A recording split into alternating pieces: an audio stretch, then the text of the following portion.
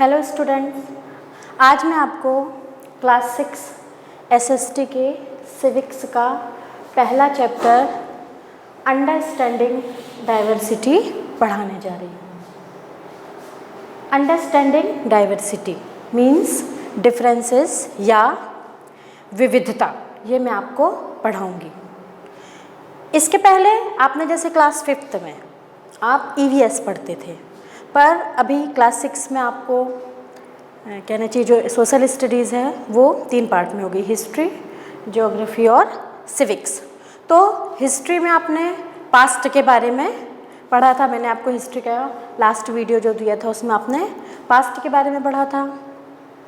इसके आगे जो ज्योग्राफी है उसमें हम कहना चाहिए पूरे भूगोल के बारे में, देश के बारे में, विदेशों के बारे में भी जानते हैं। इसी प्रकार सिविक्स में हम क्या पढ़ते हैं? सिविक्स में हम पढ़ते हैं सोसाइटी के बारे में, हमारे समाज के बारे में। जो हमारे समाज में सिविल बीइंग्स होते हैं उनके बारे में हम सिविक्स में पढ़ते हैं। तो आपका ये पहला चैप्टर है अंडरस्टैंडिंग डाइवर्सिटी। तो आज हम डाइवर्सिटी के बारे में जानेंगे कि डाइवर्सिटी क्या होती है। डाइवर्सिटी मतलब होता है डिफरेंसेस, विविधता। जो हमारे देश में, विश्व में जितने भी लोग रहते हैं, आप देखेंगे वो सभी एक समान नहीं होते, सबके थॉट्स एक समान नहीं होते, रंग रूप में देखने पे सब लोग एक समान नहीं होते, सबकी लैंग्वेजेस अलग होती हैं, अलग अलग सब धर्मों को मानते हैं, तो किसी में भी समानता नहीं होती। तो इस तरीके के डिफरेंसेस को हम किस चीज़ पे रखते हैं? डाइवर्सिटी के अंतर्गत रखते हैं। और आज हम इस चैप्टर में यही समझने की कोशिश करेंगे कि इतनी विविधता होने के बावजूद भी, इतने डिफरेंसेस होने के बावजूद भी सभी लोग एक साथ मिलकर कैसे रहते हैं, इस चैप्टर में हम इसे जानने की आज कोशिश करेंगे। चलो सबसे पहले हम एक एग्जाम्पल लेते हैं।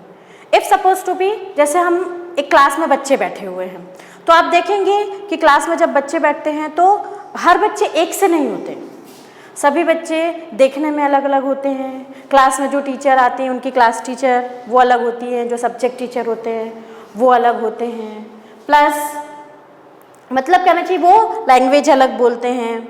कोई मतलब कहना चाहिए हिंदी ज़्यादा अच्छे से जानता होगा, कोई इंग्लिश ज़्यादा अच्छे से जानता होगा, घर पे शायद वो मराठी या मलयालम ऐसी लैंग्वेज भी बोलते होंगे। तो सभी लोगों में डिफरेंसेस, हमको विविधताएं जो हैं वो देखने में मिलती हैं। और यदि इफ़ सपोज टू बी मैं क्लास में बच्चों से कहूँ कि चलो बच्चों एक ड्राइंग बनाओ, एक आप सभी लोग एक ह्यूमन बीइंग की या एक फ्लावर की, कोई भी फ्लावर आप उसकी ड्राइंग बनाइए, तो ऑब्वियसली मतलब ऐसा ही होगा कि सब बच्चे एक ही फ्लावर या एक ही टाइप के ह्यूमन बीइंग को बनाकर नहीं लाएंगे।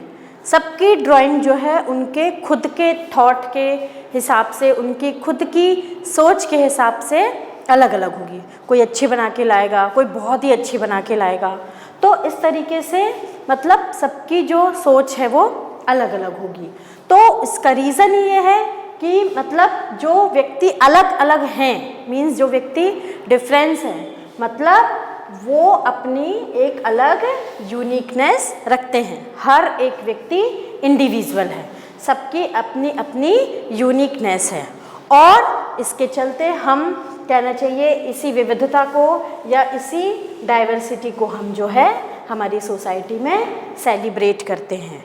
जो मतलब रंग के आधार पे सब अलग अलग होते हैं, सबकी लैंग्वेज अलग होती हैं, सबके कहना चाहिए धार्मिक मान्यताएं अलग होती हैं। तो ये जो विविधता है, यही विविधता हमारी सोसाइटी में, हम उसको कहते हैं डाइवर्स सोसाइटी। मतलब सोसाइटी में विविधता का होना, सोसाइटी में सभी व्यक्ति एक समान नहीं हैं। और इस विविधता को, इस डाइवर्सिटी को हम हमारी सोसाइटी में सेलिब्रेट करते हैं।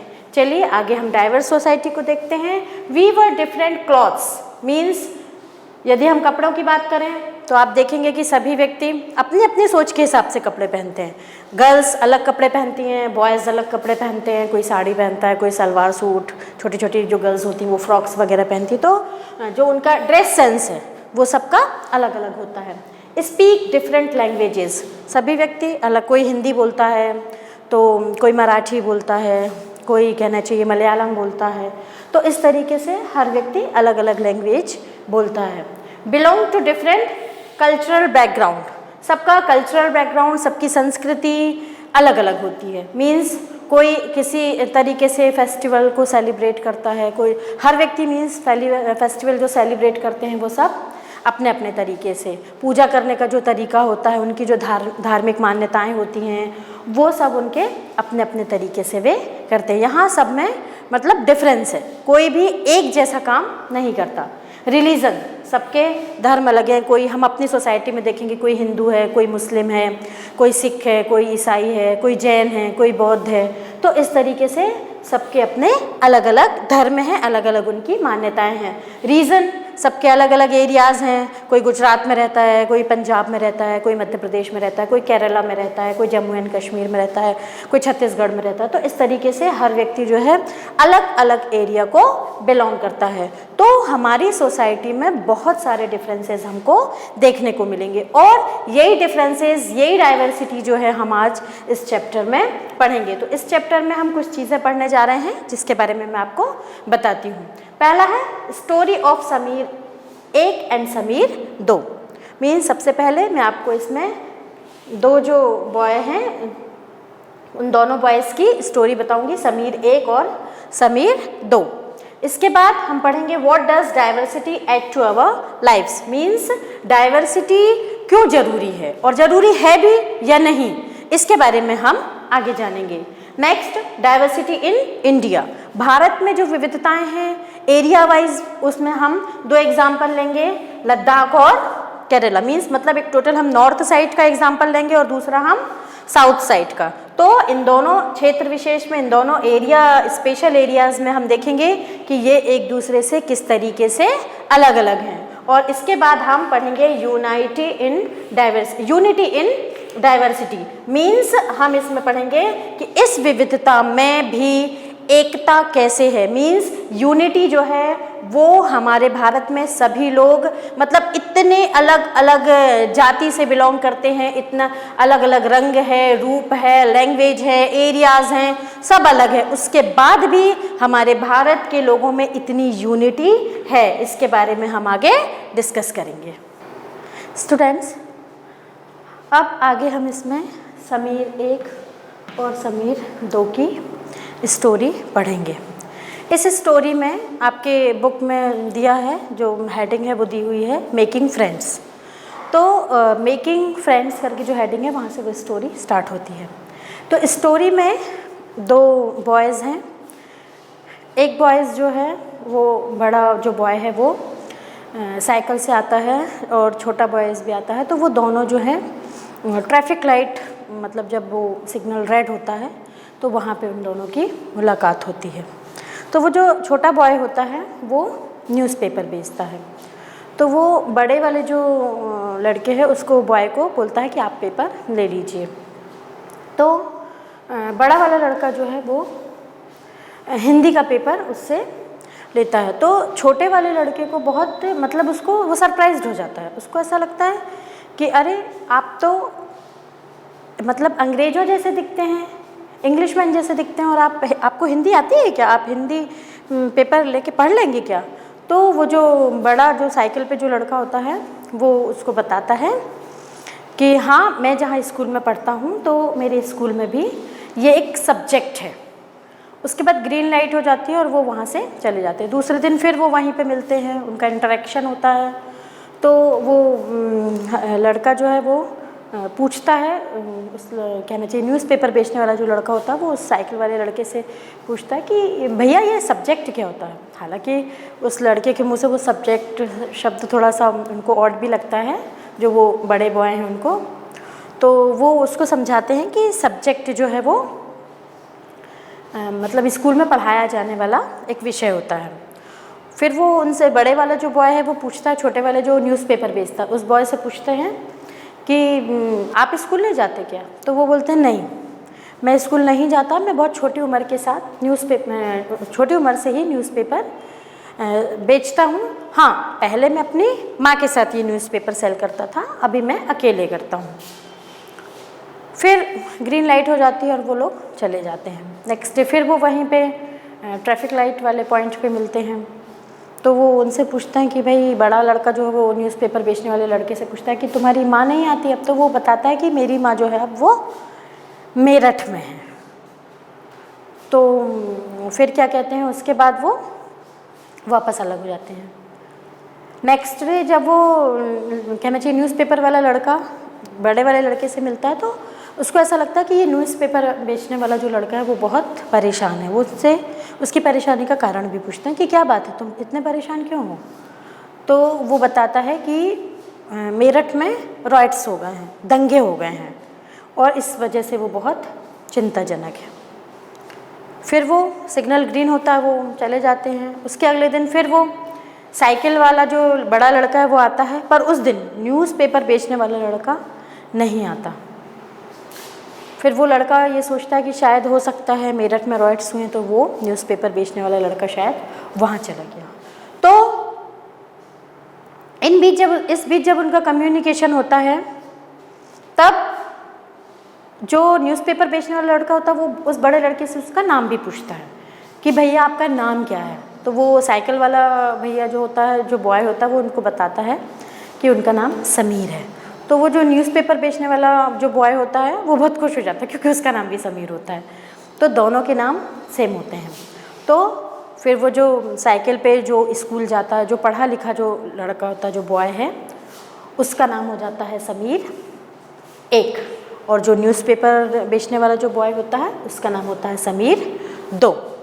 तो इस स्टोरी में आप देखिए दोनों का नाम सेम है समीर, लेकिन दोनों के जो डिफरेंसेस हैं दोनों के बीच में, उन डिफरेंसेस को हम आज यहाँ डिस्कस करेंगे।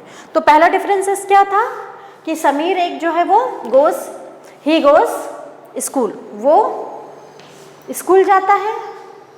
Sameer 2 doesn't go to school, Sameer 2 school नहीं जा पाता। समीर 1 रिच होता, ऑब्वियसली पैसा था उसके पास, इसलिए उसको अपॉर्चुनिटीज़ मिली, उसको फैसिलिटीज़ मिली कि वो स्कूल जाए। वहीं समीर 2 जो है वो पुअर था, और उसकी गरीबी के कारण शायद उसको वो अपॉर्चुनिटीज़ नहीं मिल पाई, जिसके चलते वो स्कूल जा सके। नेक्स्ट, समीर 1 जो है वो हिंदू रिलीजन को बिलोंग करता है, और समीर 2 जो था वो मुस्लिम कम्युनिटी को बिलोंग करता था। मतलब समीर 1 जो है वो हिंदू धर्म से था, और समीर 2 जो है वो मुस्लिम धर्म से था। इसके बाद समीर 1 चूँकि वो पढ़ा लिखा था, तो ऑब्वियसली वो इंग्लिश और हिंदी दोनों लैंग्वेज को जानता था, समझता था। वहीं समीर 2 जो है वो पढ़ा लिखा नहीं था, तो वो केवल हिंदी ही जानता था, हिंदी ही समझता था। तो इतने डिफरेंसेस होने के बाद भी आप देखिएगा कि still both of them friends, means वो दोनों उसके बावजूद भी, इतनी असमानताएं होने के बाद भी, इतने डिफरेंसेस होने के बाद भी वो दोनों जो थे वो फ्रेंड्स थे। This all differences are aspect of diversity, means ये सारे जो डिफरेंसेस हैं वो डाइवर्सिटी के एस्पेक्ट या पहलू कहलाते हैं। अब Sameer 1 and Sameer 2 have many differences, उनके बीच में बहुत सारे डिफरेंसेस थे।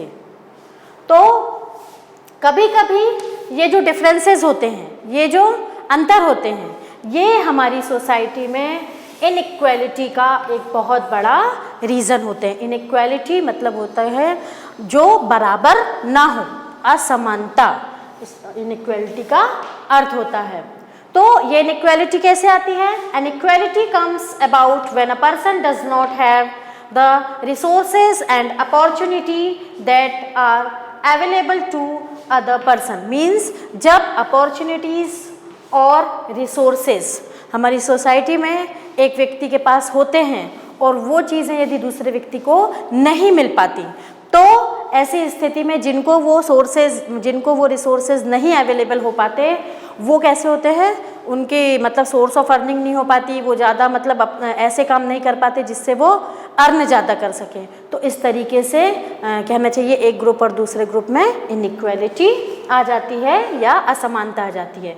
ये इनइक्वालिटी जो है हमारी सोसाइटी में कास्ट सिस्टम से भी मतलब कहना चाहिए क्रिएट हुई है, और इस इनइक्वालिटी से हमारी सोसाइटी में बहुत सारी प्रॉब्लम्स भी क्रिएट होती हैं। जैसे कास्ट सिस्टम में के बारे में आपने शायद पढ़ा होगा कि पुराने समय में कहना चाहिए वर्ण व्यवस्था निर्धारित की गई थी। 4 वर्णों में सोसाइटी को बांट दिया गया था, ब्राह्मण, क्षत्रिय, वैश्य और शूद्र, और इस तरीके से हमारी जो सोसाइटी थी वो 4 वर्णों में डिवाइड थी, और सबका जो उस समय काम था वो निश्चित कर दिया गया था।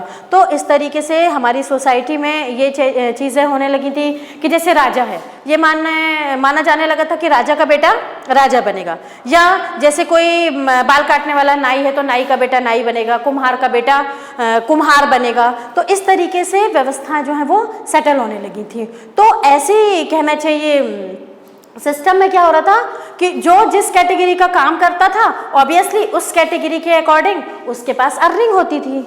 तो अर्निंग इस तरीके से जिनकी मतलब कहना चाहिए राजा का बेटा राजा, उसका बेटा राजा, उसका बेटा राजा, तो ऐसे चलते जो मतलब अर्निंग पीपल थे उनके पास अर्निंग होती चली जा रही थी। लेकिन जिनको सबसे ज़्यादा लोअर कास्ट में रख दिया गया था उनके पास अर्निंग के उतने मतलब कहना चाहिए रिसोर्सेज नहीं थे, तो उनका आय का स्तर जो है, उनका जो इनकम का जो लेवल है वो नीचे जाता जा रहा था सोसाइटी में, और इस कारण जो है हमारी सोसाइटी में इनइक्वालिटी देखने को मिल रही थी। ये था फाइनेंशियल आधार पे, मैंने फाइनेंशियल बेस पे आपको बताया। लेकिन इसके अलावा इनइक्वालिटी और भी हमको दूसरे रूप में भी सोसाइटी में देखने को मिलती थी, जैसे कि जो मतलब कहना चाहिए उच्च जो हाई कास्ट के जो लोग थे वो लोअर कास्ट के लोगों को अपने कहना चाहिए समान सम्मान नहीं देते थे, उनको वो रिस्पेक्ट सोसाइटी में नहीं मिलता था। तो वो रिस्पेक्ट ना मिलने के कारण सोसाइटी में उनका जो स्तर था वो बिल्कुल लो हो गया था, उनको अनटचेबल्स की कैटेगरी में रखा गया था, और अनटचेबिलिटी होने के कारण हमारी सोसाइटी में बहुत सारी प्रॉब्लम्स क्रिएट हो रही थी। तो कहना चाहिए लेस ऑफ रिसोर्सेज और अपॉर्चुनिटीज़ के कारण जो है कहना चाहिए इनइक्वालिटी होती है, और ये डिफरेंसेस जो हैं वो हमारी सोसाइटी में असमानता को क्रिएट करते हैं। हालांकि बहुत सीमा तक अभी इस बात को प्रतिबंधित भी कर दिया गया है। अनटचेबिलिटी जो है उसको पूर्ण रूप से उसके उन्मूलन की बात कही जाती है, उसको पूर्ण रूप से मतलब हमारे लॉ के द्वारा ऑब्लाइज्ड कर दिया गया है। ये कह दिया गया है कि अनटचेबिलिटी जो है उसका उन्मूलन किया जाएगा, और यदि ऐसा कोई व्यवहार करता पाया जाता है तो उसके लिए सजा वगैरह का भी प्रावधान रखा गया है। मीन्स वहाँ इस्लाम भी था, क्रिश्चियन लोग भी थे, क्रिश्चियनिटी थी, हिंदू भी थे, और बुद्धिज़्म भी वहाँ पर थे। इसके बाद वहाँ का जो मेन ऑक्यूपेशन था, जो मुख्य व्यवसाय ऑक्यूपेशन वहाँ का था फिशिंग। ऑब्वियसली केरला जो है वो कोस्टल एरिया है, तो ऑब्वियसली वहाँ पे फिशिंग जो है उनका मेन ऑक्यूपेशन होगा, और कहना चाहिए कल्टीवेशन अच्छा होता है तो एग्रीकल्चर भी। और वो लोग जो मतलब कहना चाहिए जिस मछलियों को पकड़ने के लिए फिशिंग के लिए जिस नेट का उपयोग करते थे वो चाइनीज़ नेट होती थी, और चाइनीज़ नेट जिसको कि चीना वाला बोला जाता था, और वो यूटेंसिल्स जिसमें वो फ्राई करते थे उसको वो चीना चटी कहते थे। वहाँ के लोग जो है मोस्टली खाने में राइस, फिश और वेजिटेबल्स का उपयोग करते थे। और केरल का जो मेन फेस्टिवल ओणम फेस्टिवल जो है केरल में मनाया जाता है, तो उस मेन ओणम फेस्टिवल में वहाँ पर बोट रेस का भी आयोजन किया जाता है। तो ये जो है अभी मैंने आपको कोस्टल एरिया जो है केरला के बारे में जानकारी दी है।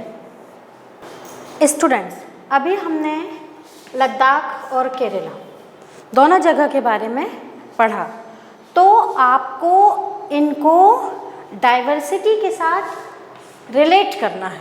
मीन्स जैसे हमने क्या देखा कि लद्दाख जो है वो कैसा है, कोल्ड डेजर्ट है, वहाँ मतलब बारन लैंड है लेकिन हाई एल्टीट्यूड होने के कारण वो कोल्ड है, वो नॉर्थ में है। हमारा जो केरला जो है वो कोस्टल एरिया है, समुद्र के किनारे वाला इलाका है, और वो हमारे भारत के साउथ में है।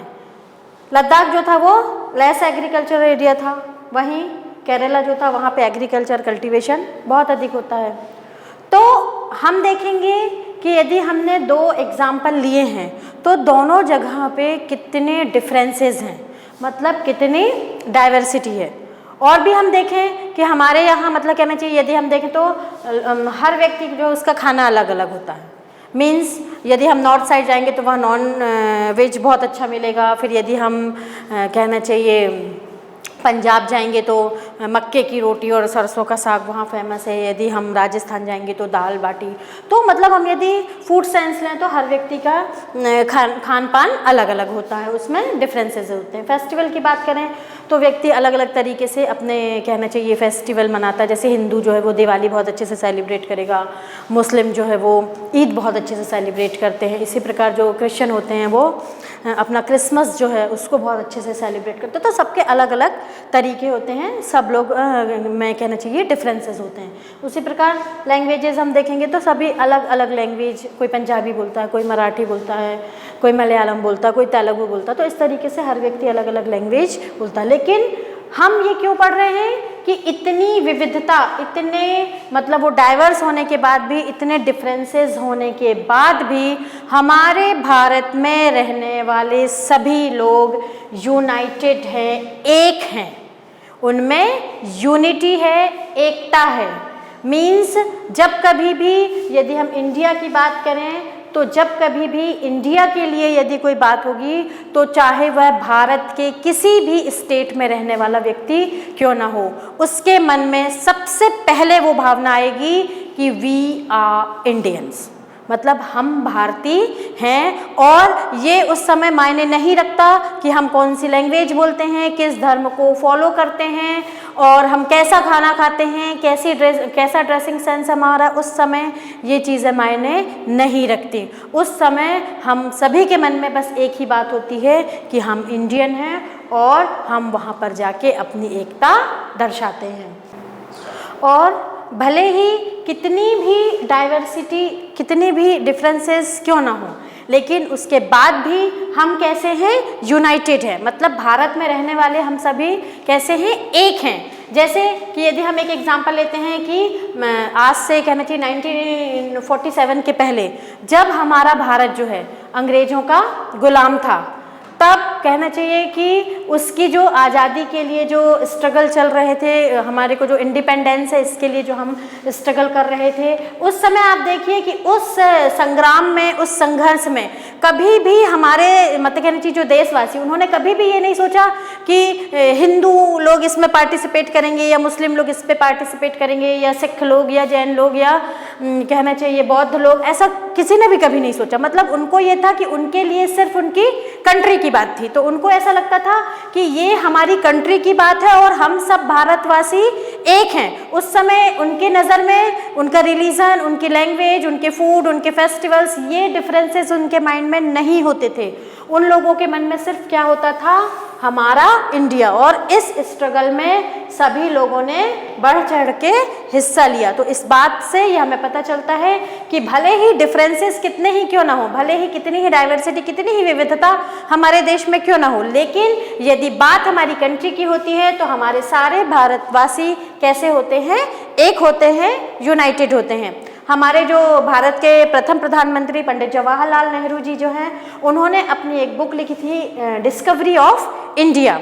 उस डिस्कवरी ऑफ इंडिया बुक में भी उन्होंने मतलब भारत की यूनिटी के बारे में बताया है, भारत की एकता के बारे में बताया। और उन्होंने ही ये जो टर्म है उसको क्वाइन किया था, यूनिटी इन डाइवर्सिटी, कि इतनी विविधता होने के बाद भी जो है भारतवासी एक है। और पंडित जवाहरलाल नेहरू जी जो हैं, उन्होंने ये भी कहा था कि हमारे भारतवासियों के ऊपर जो है ये चीज़ थोपी नहीं गई है और बाहर से नहीं लाई गई है। मतलब भारत में जो लोग एक साथ आगे बढ़ते हैं, एकता के साथ रहते हैं, वो चीज़ उनके ऊपर ऐसी लादी नहीं गई है या थोपी नहीं गई है।